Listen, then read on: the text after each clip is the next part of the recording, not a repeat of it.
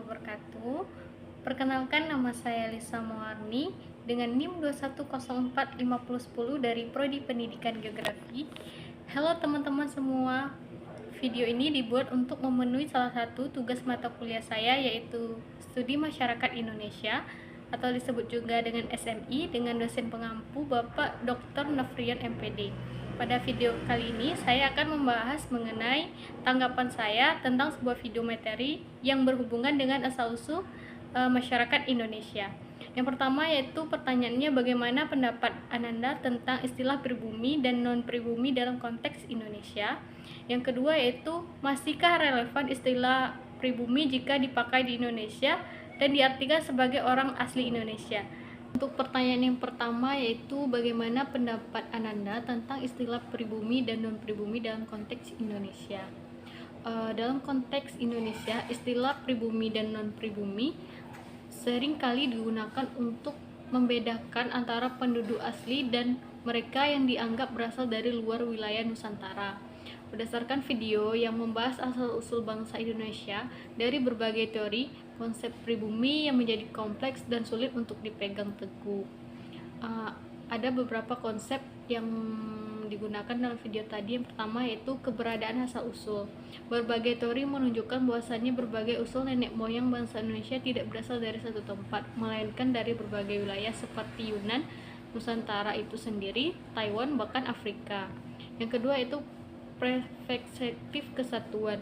Mengingat keberagaman asal-usul nenek moyang bangsa Indonesia, sebaiknya kita hanya fokus pada kesatuan sebagai bangsa daripada membedakan antara pribumi dan non-pribumi, di mana identitas bangsa Indonesia adalah hasil dari berbagai pengaruh budaya dan migrasi yang seharusnya dihargai sebagai suatu kekayaan bersama.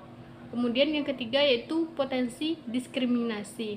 Penggunaan istilah pribumi dan non-pribumi bisa berpotensi menciptakan diskriminasi dan kesenjangan sosial, padahal sejarah menunjukkan bahwasannya semua kelompok memiliki kontribusi dalam pembentukan budaya dan perabatan yang ada di Indonesia.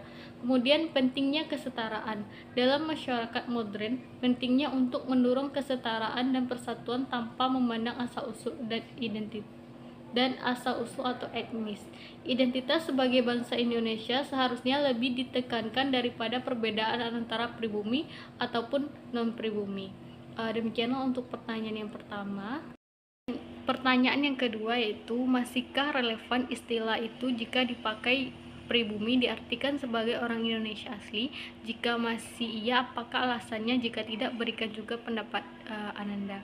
Menurut saya tidak, karena mengingat komplektivitas sejarah dan keragaman asal-usul nenek moyang bangsa Indonesia, saya berpendapat bahwasanya istilah pribumi yang diartikan sebagai orang asli Indonesia itu sebaiknya tidak lagi digunakan dalam konteks yang memisahkan atau mendefinisikan seseorang sebagai lebih asli daripada yang lainnya.